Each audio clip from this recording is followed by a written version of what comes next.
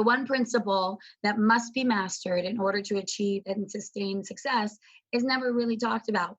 And when it came to polling this audience, what was interesting to me, but not unexpected, was that mental health was number one and physical strength was number two.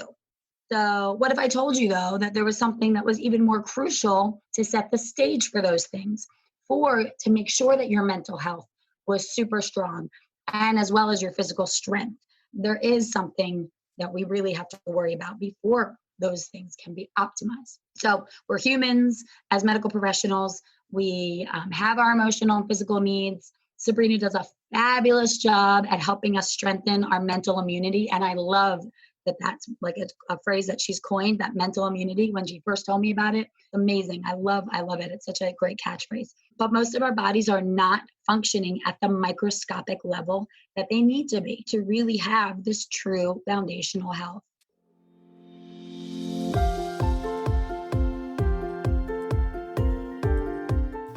Hey there, my friend. Welcome to the Powerful and Passionate Healthcare Professionals Podcast. I'm your host, Sabrina. I am a cardiothoracic surgery PA with a background in public health and neuroscience. I'm also your peak performance coach. I had to say no to working extreme long hours where I was always on call and feeling exhausted, underappreciated, and undervalued, and said heck yes to a life and career that elevates my energy and passion without compromising my health and sanity. Now, I'm on the mission to support ambitious healthcare professional like you with a demanding career to become a confident leader who are living purposefully and fulfilled to truly be both a powerhouse in your career and a passionate person in life. Let's start our journey today. So Lauren is a physician assistant just like me, but she's in a different field, and she really truly cares about how can we heal our body more and detox. What are all these areas that we can truly cleanse ourselves? Now, I feel like there's detox we kind of throw around. Oh, like I'm going to detox today. What does that mean? What do you have to do? Right? To cleanse this body, this perfect machine that we have to be in optimum condition. Otherwise, what are you giving? What are you preserving?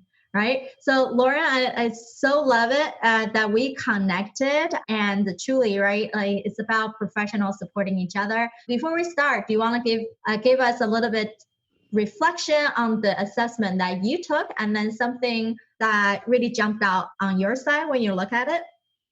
So my success score was a 7.5 out of 10. And it's really apropos that Annie just went, because one of my deficiencies, I'll call them, is my financial intelligence as of right now, because I'm putting my efforts into other baskets. And I tend to be the one to kind of take that route. My father's an accountant, so I'm kind of a little bit more financially minded. What I did align more with was my life mission in my career, because I really enjoy what I do day to day, but I've really kind of come into my own as far as what I truly love and enjoy and educating on and supporting women with. So those are my largest. And I think the personal character, because my mission's kind of aligning, those three really did come up at the 8, the 9 and 10 scores. And then my 6s were kind of in the quality of life, financial intelligence, because I'm just kind of, things can get up and down. And I think when I answered this, things were a little bit rockier. So we've always got our, little things that we're trying to maneuver. And with this pandemic, it's been stressful for everyone in some fashion. So awesome. Thank you for sharing your, vulnerable self, right? Like all of us can do more reflection, and then the score definitely can change throughout, and that's right. Okay. We just needed to be more aware of everything. So thank you so much for being here today. And then please carry away. Great. Just because I am talking about health, I am going to bring up a very quick disclaimer about material I'm providing. It's for informational purposes only. Of course, I am a healthcare provider, but I'm not your own healthcare provider. So I'll make sure that you take this in the context of being during this summit. Things might change if you're listening to this in a recorded feature. So, those of us in medical professionals, We are no doubt high achievers. We didn't put ourselves through the rigor of graduate school or medical school to create a subpar experience for ourselves and for our patients. We want to excel in every aspect of our lives, in our family life, in our professional lives, and any business ventures that we decide to go into. Certainly coming out of PA school, bright-eyed and bushy-tailed, never, ever thought about starting any kind of business, but here I am 15 years down the road with a family and things that have happened to us that, of course, have shaped the course of my life. And I can't not extend that information and my gratitude for what I've learned to others. So initially, those of us that are listening that are medical professionals, we know the public places us in a very unique light. We have a very interesting, sometimes tenuous relationship with the public. They put us on a pedestal. They think of us as superhuman at times, unable to make mistakes. They're our biggest supporters a lot of the time, but they also can be those that talk against us, maybe because there's some kind of situation that happens. They're not happy with outcomes. They're hurt, of course. But there's this relationship that sometimes almost feels like a pendulum swinging back and forth. There's tremendous gravity to the situations and the decisions that we have to make, no matter if you're in dermatology like me or you're a neurosurgeon. There's certainly different diagnoses and different situations that do potentially have some severe consequences. We go to school for the amount of time that we do because, of course, the weight of the decisions that we make. We can't take that lightly. And we also have that added worry of litigation. It's just a part of our job, and we know that coming in, but it's still that worry there. It's still that added stress. So how many other jobs can we think about have that constant risk? I always joke around. I have a couple of friends that actually are meteorologists, and in my backyard is AccuWeather. So I'm sure everyone's heard of AccuWeather, but it literally is in my backyard. So to hear about my friends who went in through the rigors of physics and everything that they had to take, but yet now we all accept that the weather reporting is going to be wrong. And I was kind of joke, that's like the one occupation where we expect them to be wrong. We certainly can't be wrong in our profession. The one principle that must be mastered in order to achieve and sustain success is never really talked about. And when it came to polling this audience, what was interesting to me, but not unexpected, was that mental health was number one and physical strength was number two. So what if I told you, though, that there was something that was even more crucial to set the stage for those things, to make sure that your mental health was super strong and as well as your physical strength? There is something that we really have to worry about before those things can be optimized. So we're humans as medical professionals. We have our emotional and physical needs. Sabrina does a fabulous job at helping us strengthen our mental immunity. And I love that that's like a phrase that she's coined, that mental immunity. When she first told me about it, amazing. I love it. It's such a great catchphrase. But most of our bodies are not functioning at the microscopic level that they need to be to really have this true foundational health. And, they're briefly touched in on during school. I certainly don't remember getting a whole lot of time placed towards, and we learned about in maybe high school biology, the organelles and the mitochondria and the actual cellular components. And then we talked about maybe nutrition for like an hour or two during PA school. Honestly, it was maybe just brought into like the body systems here and there, but I don't remember it being a big focus of our program, at least. So our schedules are not conducive to eating and resting and digesting the way that we're supposed to. The classic example of placing our patients' needs before our own. And I know we're all very selfless. We all went into this for a reason, but we cannot, and I know Sabrina talks about this all the time, we cannot take care of them if we cannot take care of ourselves really, really well. So seeing patients, if you're in a clinic setting, seeing patients every 10 to 20 minutes, being backlogged, running around from room to room. Then when it's your lunchtime, how many of us get a lunch? A lunchtime, that's when you make sure you're checking in on patients or you're calling your results in and you're just like swallowing food here and there, probably not even getting a full, lunch in. I usually bring a big salad for lunch and I barely get to finish it off. So it's really important. This continues to cycle. This is something where we don't get out of this because even right now, most places are expecting us to even ramp up even more because of the revenue that's been lost. And I did work in surgery before I went into clinical, private practice in an outpatient clinic. So I was in vascular surgery, so I know the rigors of that side, and being in surgery all day long, and then, having this go and then wait and having to round early in the morning and all of that. So I understand that their schedules can be even more taxing for us. So it's definitely a time where we need to make sure that we are taking care of ourselves. So my story quickly, before I go into how we really achieve this foundational health, is that in my mid-30s, I started to accumulate these symptoms, these kind of random but very chronic plaguing symptoms. It started with my joints, my fingers. In my mid-30s, my fingers were starting to get really painful, and we know how much typing we have to do. I don't do any kind of real oral dictation, so I'm always typing. And then the stiffness in the morning that would occur. And for me, it was just the coldness. I had all of this kind of like core coldness, but then my hands and my feet were always really freezing. And I had, more fatigue, and I had hair loss, and I had extreme dry skin, and I just felt like I was falling apart. I didn't understand why this was all happening. There wasn't any kind of major stressor I could think of in my life at that time that would have caused this. Of course, I did my due diligence, and I went to my colleagues, and I saw my rheumatologist, and everything came back normal. And I saw, endocrine, and everything was showing up normal. So they just kind of couldn't understand and shrugged it off and said, yeah, it'll repair itself, or, you'll just manage or whatever, which wasn't acceptable to me. I just couldn't deal with it. And I don't know how many of you do know, but 70% of the thyroid has to be completely destroyed before any lab will be abnormal. That's crazy. 70% has to be gone and destroyed before we will see a TSH change or any kind of other thyroid marker. Then my body went into estrogen dominance after I decided to stop a medication that I didn't feel that I needed anymore. So it flipped me into this hormonal spin very quickly. And that was very difficult to get out of because I was really trying to maneuver myself. Then my oldest son just kind of always had an anxious tendency, but he really just 1 year after we came back from winter break, he really just spiraled out of control and his anxiety went through the roof. Needless to say, we found out that he was very critically low in an amino acid called tryptophan. And that just made a world of difference to him, along with some other treatments and procedures and stuff, or more treatments and a little bit of therapy. Made the world of difference. But I'm telling you, supplementation was a godsend in that situation. Then the kicker, I thought my situation was bad. And then my youngest son at 2 years old, he had a preventative measure gone bad. 72 hours after a preventative measure, he could not talk. He physically could not get words out. Imagine the horror going into your son's room, expecting him to be normal and talking and just carrying on like you normally did as a 2.5-year-old.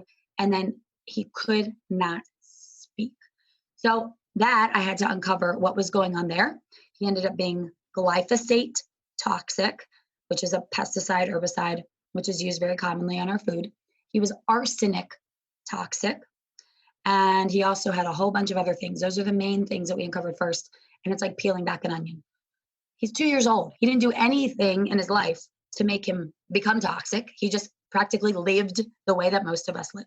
So for me, the equation for this foundational health is food, which I know Dr. Florida touched a lot on, and I'm not going to touch a ton about, but food, processed and non-organic and GMO type food, plus lots of different toxins, which we'll go into what I'm talking about when I discuss toxins, plus stress. And that is like the massive perfect storm of mitochondrial damage. So we need to achieve, all that we want to do for ourselves and for our patients with this true cellular energy. We talk about wanting to be energized and have full confidence and full life and being this really captivated, really fundamentally strong provider, because we want to show that to our patients, because we want to be genuine and we want to feel that way too. But when your mitochondria are not functioning well, there's no way that you can function well. They are our little energy factories, which we all learned about in biology class in high school, in every one of our cells.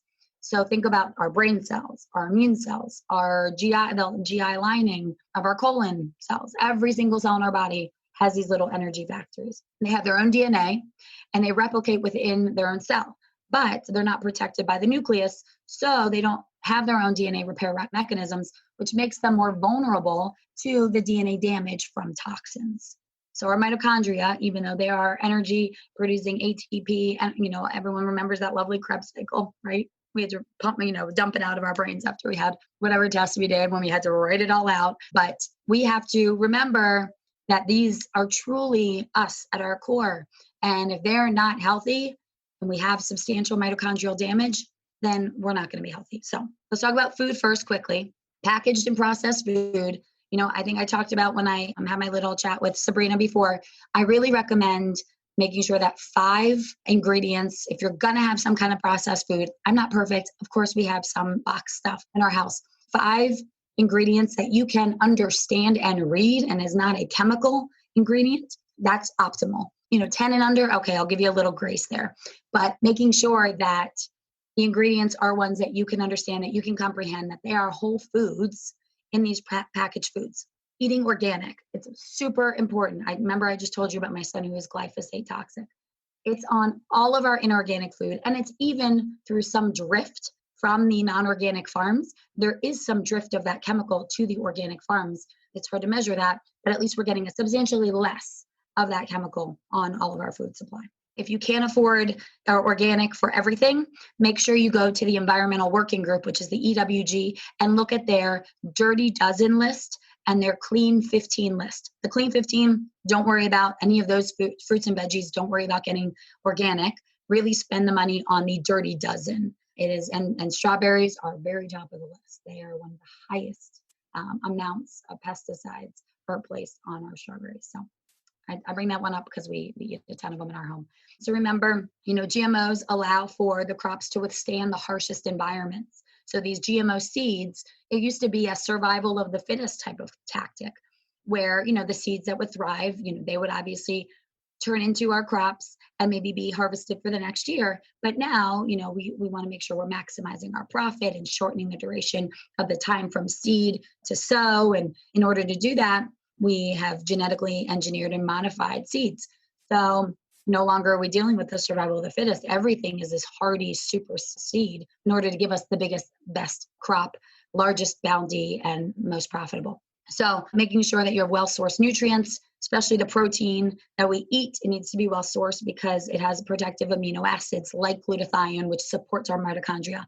You'll hear if you've looked at all into what supports our mitochondria, glutathione will come up time and time again. Super important to have that as part of your routine. So toxins, the mitochondrial damage can come from like the ones that we ingest, like the food we just discussed. However, water is a huge one too. We talk about water and having, the tap water that we might drink or utilize for showers, just our indoor plumbing coming through the showers and the chlorine that's in our water and what we're inhaling. If you take hot showers and the steam that you're inhaling from your shower and it's not being filtered, that can be really harmful. If you're someone that will just use like the Brita, those types of pitchers, like the portable type of pitchers, or those that use just the refrigerator filters, you're not getting nearly as much out as you could. So there's other ways that you can approach removing those toxins from your water, but also making sure, carbs, refined sugars, the unhealthy types of foods, the whole foods, making sure that whole sources. I've really taught my kids, when you look at what we're eating, can you identify it? Do you understand what it is in its raw form right there? You're not just seeing like a neon highlighter color puffy thing that doesn't resemble what food actually was picked and grown out in the fields. So the external absorption from those inhaled household products, any cleaning products that you're using, anything that can be absorbed into your skin, which takes about on average 26 seconds to absorb directly into our bloodstream. Our skin is not a barrier. It is actually a sponge and a mouth. And what I talk about all the time is, let's have this litmus test of, would I put this in my mouth? If I'm applying this to my skin, I'm theoretically getting it into my bloodstream anyways. So is this safe enough? Do I trust it enough to actually put on my skin and ingest it? So think about that. Because the amount of chemicals that we're putting on our skin are in the hundreds. For women, much more so than men, but still men are putting chemicals on. They're putting on, lotions and and shampoo and soap and everything else. So make sure that that's clean as well. The environmental factors that come from our building products. If you have a newer home, it's more airtight, so there's not as much insulation. The insulation is really tight, and you don't have that circulation that you do in an older, more charming home. And we found that to be an issue in our house. So making sure that, the off-gassing from your carpets and from the paint that you have and the glue that's sticking the wood together and all of that. So your air quality from all of those indoor allergens needs to be high. Particulate matter counts, especially right now we know about with what's going on in the world. We're all focused on particulate matter and what the masks are filtering and what they aren't filtering. So the same as in your indoor environment, because our indoor air can be up to 100 times more toxic than our outdoor air. So we talked about skincare already. I jumped ahead because I'm so passionate about skincare. Now, with the skincare products, one thing though, reproductive issues is huge, huge hormonal issues, reproductive issues, just allergens, neurotoxins. That's what I really impress upon my, the teenage and the middle women in their 20s who just think like the coolest packaging and the lightest and most lovely scent is what matters. All of that, little by little, putting that on every single day, while in a small meter dose does not give you a massive amount. It's that cumulative effect. It's all of these things in a cumulative effect. So those that might have been born a couple decades before me might have mercury fillings. So mercury is also a huge one you have to think about. Also, if you've been in a profession with any kind of occupational hazards, or, think about those in the medical profession, what kinds of situations and environments could be at risk if you use a lot of fluoroscopy, if you're in radiation, you have to wear one of those radiation tags. I remember having to wear those. Make sure that you're protecting yourself as best you can. So vector-borne illnesses, I live in the crux of Lyme country. So Lyme is a big issue. Both my sons have had Lyme disease. So, it's around here. It's around most places. Bacterial and viral infections, mold, parasites, those are all things that are actually plaguing us and causing us to be unhealthy at our core. And a lot of these toxins that I'm talking about actually are absorbed in the fat. So they store in our fat. So they are pretty difficult to remove. They aren't just water soluble, they're lipophilic. So they do hang around quite a bit. Now, stress, last little portion of this is that, we might tell ourselves that we're not stressed, or we're doing things to really try to limit our stress.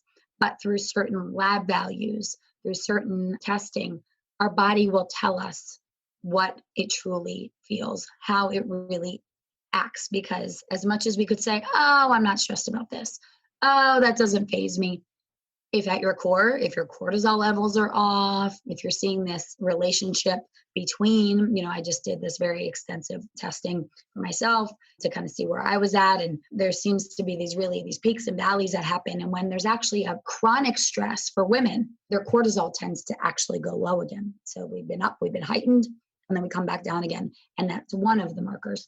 Our body will not lie to us. It'll show us physically, but it'll also show us in lab work how stressed we really are. In closing, what an incredible power it would be, and what an incredible provider you could be if you could really establish your own true foundational health, but also empower your patients to do the same.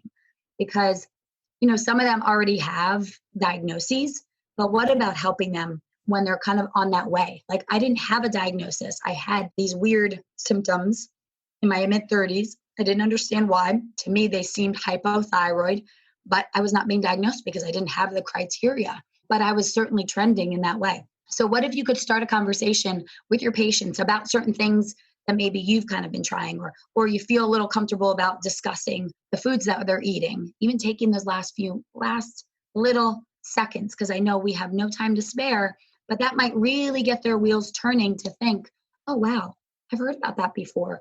Or, oh, maybe I'll check out this one person she recommended, or, and it might not be something you said, but down the road, we all know that it takes several times. It can take up to like 20 times or so for someone to really decide that they're going to go down a path. But what if you were that last person that kind of put that bug in their ear to decide, oh, yes, this is it. I've heard about this way too many times. I am ready to take this next step. Really think about that for yourself. So I really specialize in helping that high-performing woman really transform and revolutionize her health, her life. And when your health is really foundationally great, everything else starts to fall into place. So last little quick thing.